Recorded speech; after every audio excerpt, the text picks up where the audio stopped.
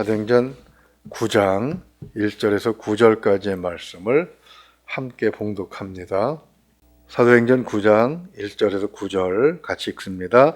사울이 주의 제자들에 대하여 여전히 위협과 살기가 등등하여 대제사장에게 가서 다메섹 여러 회당에 가져갈 공문을 청하니 이는 만일 그 도를 따르는 사람을 만나면 남녀를 막론하고 결박하여 예루살렘으로 잡아오려 함이라. 사울이 길을 가다가 다메섹에 가까이 이르더니 호련히 하늘로부터 빛이 그를 둘러 비추는지라.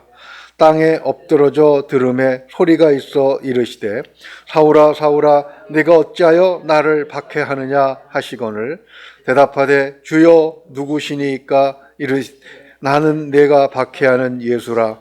너는 일어나 시내로 들어가라. 네가 행할 것을 네게 이를 자가 있느니라 하시니 같이 가던 사람들은 소리만 듣고 아무도 보지 못하여 말을 못하고 서 있더라. 사울이 땅에서 일어나 눈은 떴으나 아무것도 보지 못하고 사람의 손에 끌려 다메섹으로 들어가서 사흘 동안 보지 못하고 먹지도 마시지도 아니하니라. 아멘. 성령 강림 이후에 가장 큰 사건에 대해서 오늘 우리가 이 말씀을 읽고 있습니다. 신학자들은 그렇게 얘기합니다. 사도 바울이 오늘 본문처럼 다메섹을 가다가 주님이 비추어 주시는 빛을 본 이 사건, 여기서 뒤집어지는 사건이죠. 이 사건을 성령 강림 후에 가장 중요한 사건이다. 그리고 이어지는 두 번째 중요한 사건은 이방인들이 돌아오는 사건, 이렇게 이제 구분을 하고 있습니다. 사울은 어떤 사람입니까? 7장 58절에 처음 등장을 하죠. 스데반이 순교할 때에 그때 옷을 맡아준, 즉 스데반이 순교하는 것을 동의한 사람의 중에 한 사람이었습니다. 8장 1절을 보게 되면 스데반의 죽음을 당연히 여겼고, 또 3절을 보게 되면 교회를 잔멸하고 크리스천을 잡아다가 옥에 가두는 그런 사람이었습니다. 22장 4절을 보게 되면 그런 고백을 합니다. 내가 예수 믿는 자들을 죽이기까지 했다. 그런데 26장 10절을 보게 되면 죽일 때에 법정에서 찬송표를 던졌다. 이제 이렇게 또 고백을 합니다. 이런 그 사도 바울의 원래 모습이었던 사울의 모습을 보게 되면 그런 전혀 크리스천이 될 수 있는 그런 소지가 정말 요만큼도 없었던 사람입니다. 그런 그가 주님께 돌아온 사건, 그것은 그 한 사람으로 보게 되면, 그 자신으로 보게 되면 자신 한 사람 구원받고 은혜 받은 그런 일이겠지만, 교회 역사로 보게 되면 그가 세계의 역사를 바꿀 만큼 큰 일을 감당하는 그런 일꾼으로 부름을 받은 사건이죠. 그러면 우리는 이 사건을 통해서, 오늘 본문을 통해서 한 사람의 회심이 세상을 이렇게 바꿀 수도 있다는 그런 사실을 우리는 기대를 하고 있어야 되는 것이죠.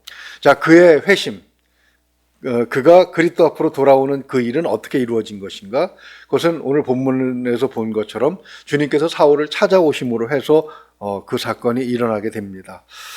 주님을 만나기 전에 사울은 어떠했는지 우리가 그것을 다시 한번 정리해보고, 주님을 만나서 그의 안에서 이루어진 일, 도대체 어떻게 해서 그가 손톱만큼도 가능성이 없어 보였던 그가 크리스천이 되었는가, 예수 믿는 자가 되었는가, 그것을 살펴보려고 합니다. 과거의 사울의 상태를 보게 되면 첫째는 어둠 속에서 잘못된 신앙을 따르고 있었습니다. 앞에서 우리가 정리해 본 것처럼 사울이 교회를 잔멸하는 행위는 매우 폭력적이기도 합니다. 심지어 유대 바깥으로까지 나가서 그 성도들을 색출해서 예루살렘으로 압송하기까지 하는 그런 모습은 9장 1절 말씀처럼 살기가 등등했습니다. 사울은 왜 그렇게 교회를 핍박하는 일에 다른 바리새인들을 능가하는 그런 적극적인 모습을 보였던 것인가? 그가 스스로 고백한 사도행전 26장 5절을 보게 되면 내가 우리 종교의 가장 엄한 팔을 따라 바리새인의 생활을 하였다, 이렇게 고백을 하고 있습니다. 그러니까 그는 바리새인 중에 가장 정통파, 가장 엄격한 그런 바리새인에 속한 사람이었기 때문이라는 것이죠. 그러면서 사도행전 26장 9절을 보게 되면 나도 나사렛 예수의 이름을 대적하여 많은 일을 행하여야 될 줄 스스로 생각하고 이렇게 고백을 합니다. 왜 그렇게 생각을 했습니까? 정통주의에 대한 맹목적인 헌신이 진리 자체에 대한 맹목적인 반발로 이어졌기 때문이다 이렇게 생각해 볼 수 있습니다. 어둠 속에서 옳고 그름을 판단할 수 있는 능력이 결여되어 있었다는 것이죠. 그것은 서서히 오염되어 온 오랜 전통 그 속에 갇혀 있었기 때문입니다.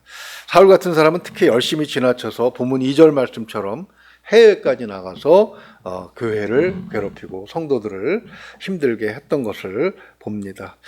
우리도 보면은 한순간에 예수 믿었다고 해서 모든 것을 다 알 수 있는 것은 아닙니다. 오랫동안 뭔가 옳은 것이라고 할지라도 그것이 사람 손에 들려서 너무 오랜 시간이 지나가게 되면 자꾸 뭐가 묻어요? 때가 묻습니다.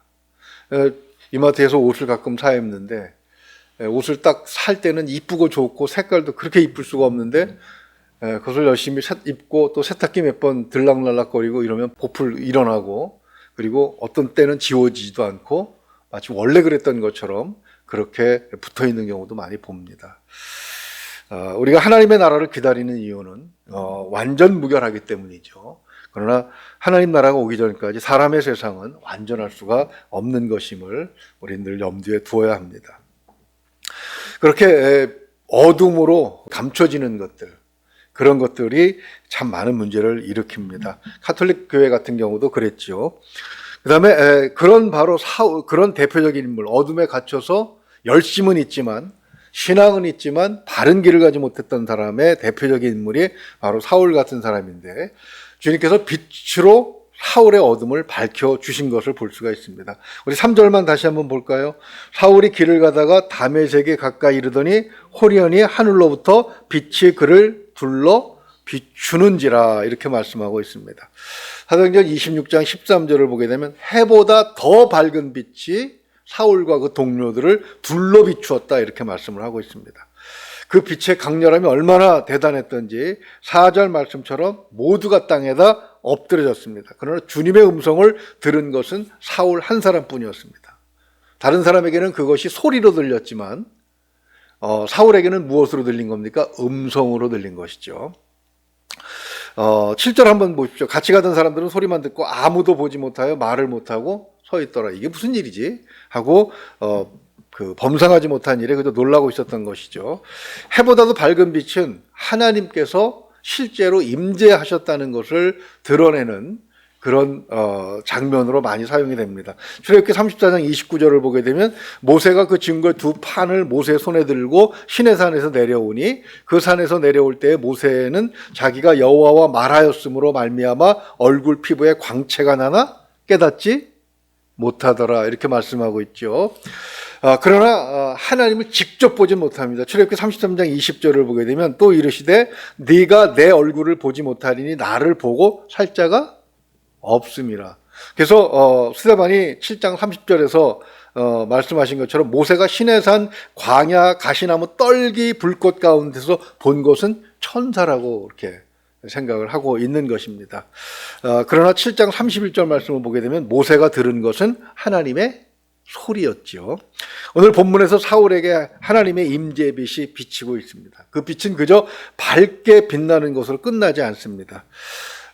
이사야 6장 5절을 보게 되면 그때 내가 말하되 화로다 나여 망하게 되었도다. 나는 입술이 부정한 사람이요 나는 입술이 부정한 백성 중에 거주하면서 만군의 여호와이신 왕을 배웠음이로다 하였더라. 무슨 얘기입니까? 이사야 선지자가 기도하는 중에 환상 가운데 하나님의 전에 끌려 올라가지요. 거기서 천사들이 날개로 막고 있는 하나님을 보았는데 그 날개 사이로 하나님의 영광이 빛으로 비쳐나올 때 그 빛의 비침을 보고서 그 빛에 들어가면서 그가 뭘 느낍니까? 자기 실체를 본 겁니다. 이사야는 이스라엘 모든 사람을 통해서 제일 경건한 사람이었고 스스로도 그렇게 생각한 사람입니다. 이사야 6장 5절을 보게 되면 그 분석을 해보면 그런 걸 느낄 수가 있어요. 자신은 굉장히 깨끗하고 경건하고 정말 하나님을 열심히 믿고 흠결이 없는 사람이라고 스스로 믿고 있었습니다. 그런데 환상 중에 하나님 전에 올라가서 그 빛 가운데 놓이게 되니까 자기 안에 있는 온갖 것들이 다 보이더라. 실체를 비로소 확인하게 되는 것이죠. 이것을 보았을 때 자기 자신에 대해서 자신만만했던 사람일수록 어때요? 더 충격이 컸을 것입니다. 저희도 공부하면서 학교 다니면서 그런 생각을 많이 해봅니다. 공부를 별로 못하던 애가 대학을 떨어졌을 때는 그 학교에 원서를 내고 공부를 여기 간신히 담임 선생님이 너는 절대로 서울대는 안 돼. 그런데 막 5기로 원서를 써갖고 간 친구들이 있었어요. 근데 그런 친구들은 떨어져도 별로 충격을 안 받습니다. 뭐 어느 정도 예상은 했으니까. 그런데 너는 틀림없이 붙을 거야. 라고 했던 친구가 가서 떨어지고 나니까 뭐 거의 1년 동안을, 몇 달 동안을 정신을 못 차리더라고요. 그런 걸 보면은 사울이 바로 그런 사람이 아니었나 생각을 해보게 됩니다. 8절 한번 보십시오. 사울이 땅에서 일어나 눈은 떴으나 아무것도 보지 못하고 사람의 손에 끌려 다메섹으로 들어가서 눈은 떴지만 아무것도 보지 못한다. 그가 얼마나 큰 충격을 받았는지 우리는 충분히 짐작을 할 수 있을 것입니다. 일생을 걸고 자기가 믿었던 것이 진실이 아니라고 생각될 때 정말 순수하게 신앙을 가지고 있던, 자기가 하나님을 정말 잘 믿고 있다고 생각했던 사울의 입장에서는 정말 견디기 힘든 일이었을 것입니다. 그가 스데반을 죽이는 일에 적극적으로 동의한 것은 스데반이 예수라는 인간이 부활했다라고 하는 것을 전했기 때문입니다. 유대교의 열심인 그의 입장에서 신명기 21장 23절 말씀을 따라 십자가에 매달려 죽은 사람은 하나님께 저주받은 사람입니다. 그런데 그런 사람이 부활했다고 하는 것은 말도 안 되는 것이죠. 그렇게 생각하고 있는데 4절 말씀에서 그 빛 가운데 오신 분이 뭐라고 질문합니까? 사울아 사울아 네가 어찌하여 나를 박해하느냐, 또 핍박하느냐. 옛날 성경은 그렇게 번역이 되고 있죠. 그런 질문을 받고 5절 말씀에서 그의 믿음은 산산조각이 납니다. 대답하되 주여 누구시오니까? 그랬을 때 그 음성이 뭐라고 대답합니까? 나는 내가 박해하는 예수라. 죽었다고 확신한 예수님이 살아 계셨던 것이죠. 그것을 직접 확인하게 되니까 자신이 강력하게 스스로 부정했던 일이 사실이 되었을 때에 살과 같은 사람이 받았을 충격, 그것은 눈이 멀 정도로 대단했던 것 같습니다. 그러나 그렇다고 해서 사람이 바로 바뀌지는 않습니다. 빛 가운데 서기 위해서는 큰 용기가 필요하죠. 어둠에 익숙했다가 바로 빛으로 나오게 되면 눈부터 아픕니다. 그렇다고 해서 빛을 피해서 다시 어둠으로 들어가게 되면 평생 어둠에서 못 벗어나겠죠. 진리를 발견했으면 길을 쓰고 아픔이 있더라도 반드시 빛 가운데로 나와야 되는 겁니다. 여기는 용기가 있는 것이죠. 사울은 6절 말씀에서 다메섹 시내로 들어가라는 말씀을 따라서 부축을 받으면서 다메섹으로 들어갑니다. 들어가서 어떻게 지냈습니까? 9절에 나와 있죠. 9절만 같이 한번 읽어볼까요? 사흘 동안 보지 못하고 먹지도 마시지도 아니하니라. 그 사흘 동안 보지 못하는 상태에서 먹지도 마시지도 않고 무엇을 했겠습니까? 11절을 보게 되면 그 다메섹에는 이 바울의 친척이 있었어요. 유다라고 하는 그런 친척이 살고 있었는데 그 집에서 사흘 동안 무엇을 했던 것인가? 사도행전 26장 14절을 보게 되면 우리가 다 땅에 엎드려지며 내가 소리를 들으니 히브리 말로 이르되 사울아 사울아 내가 어찌하여 나를 박해하느냐 가시체를 뒷발질하기가 내게 고생이니라. 이런 말도 들었어요. 오늘 본문에는 없지만 오늘 본문에 들었어야 할 말씀이 이제 뒤에 사도행전 26장 14절에 나오는 거죠. 여기 가시체라는 것은 가축을 앞으로 이렇게 내몰 때 끝을 뾰족하게 만든 막대기입니다. 그래서 콕콕 뒤에서 쑤셔서 안 가려고 버티는 것들을 앞으로 가게 만드는. 이게 무슨 얘기냐면 주님이 하신 말씀은 야 네가 교회를 박해하고 성도들을 잡아다가 가두고 누군가를 죽이자고 할 때 동의할 때 너 양심이 찔리지 않았느냐. 바로 그런 말씀입니다. 주님은 그것을 지적하면서 이제 그만 양심의 소리를 인정하고 빛으로 나오라고 초청을 하신 거예요. 그런데 앞에서 말씀드린 것처럼 오랫동안 진실이라고 믿어왔던 바로 그것이 자신의 어떤 정체성을 드러내는 것인데 그걸 그렇게 쉽게 버릴 수 있는 사람은 많지가 않다라는 것입니다. 사흘 동안 그는 죽기 살기로 지금 기도하고 있는 거예요. 물도 안 먹고 밥도 안 먹고 죽기 살기로 지금 매달리고 있다는 그런 얘기죠. 빛 가운데 서기 위해서 고군분투하고 있는 모습을 볼 수가 있는 것입니다. 결론적으로 사울은 어둠의 장막을 벗어버리고 빛 가운데로 나오게 되지요. 주님은 그런 그의 성품을 아셨기 때문에 그를 중요한 일의 일꾼으로 삼으신 것입니다. 15절을 우리가 먼저 좀 읽어보면요. 주께서 이르시되 가라, 이 사람은 내 이름을 이방인과 임금들과 이스라엘 자손들에게 전하기 위하여 택한 나의 그릇이라. 이렇게 말씀하신, 누구한테 하신 말씀입니까? 아나니아에게 한 말씀이죠. 바울에게 가서 안수해주고 그의 눈을 뜨게 하라. 이제 주님의 용서를 전하고 사랑을 전할 사람으로 택한 사람에게 그가 우리를 핍박하는 사람인데요 하니까 이제 주님이 주신 말씀입니다. 사울은 그런 일에 쓰임을 받았습니다. 무신론자인 영국의 역사학자 토인비는 역사연구라고 하는 아주 유명한 책에서 그렇게 선언합니다. 바울이 세계 역사의 물줄기를 바꿔놓았다.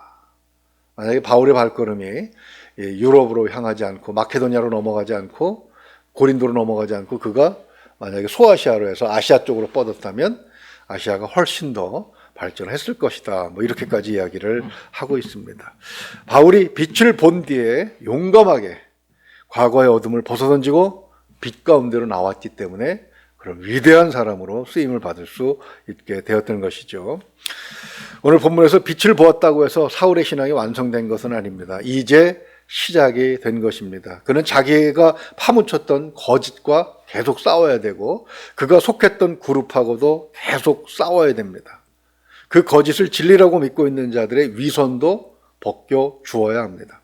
그 가운데서 그는 성령의 능력을 계속해서 체험하면서 주님과 더 친밀하고 밀접한 교제로 들어가게 되는 것이죠. 사람들은 오랫동안 익숙해진 삶에서 편안함을 느낍니다. 그러나 양심은 때때로 어때요? 가시채로 쿡쿡 그렇게 찔리는 것처럼 자꾸 거짓의 장막 밖으로 뛰쳐나갈 것을 종용을 합니다. 사울은 처음에는 그 가시채를 오히려 뒷발질로 거부를 했습니다. 내가 옳은데 왜 자꾸 내 마음이 이렇게 나를 괴롭히는 것이지? 라고 생각을 했겠지요. 주님의 말씀처럼 뒷발질로 그것을 걷어찬다고 해서 사라지는 것은 아닙니다. 되돌아서 앞으로 차는 것이 아니라 뒷발질로 찼다는 얘기는 거부할 수 없었다는 그런 얘기가 되겠죠. 마음의 부담이 찾아왔을 때 우리는 사울처럼 빛 가운데로 걸어 들어가가 진실과 마주할 수 있는 용기를 가져야 합니다. 그래야만 비로소 어둠에서 빛으로 나올 수가 있습니다. 주님께서는 빛 가운데 서 있는 사람, 빛을 보았을 때 그 빛으로 용감하게 걸어 들어갈 수 있는 사람을 사용하는 것임을 우리는 기억해야 합니다. 항상 우리 자신의 마음속에 무엇인가 끌리는 일이 있으면 주님 앞에 기도하면서 성령의 도우심으로 늘 빛으로 나갈 수 있는 우리 모두가 될 수 있기를 주님의 이름으로 축원을 드립니다. 기도하겠습니다. 하나님 아버지 감사합니다. 참으로 주님의 은혜 우리가 늘 생각하면서 또 가족 모두가 이 코로나19 재앙 가운데도 온전하게 건강 유지하면서 큰일 없이 지내게 하심을 감사합니다. 하나님 하는 일에 형통함을 허락하여 주시옵소서.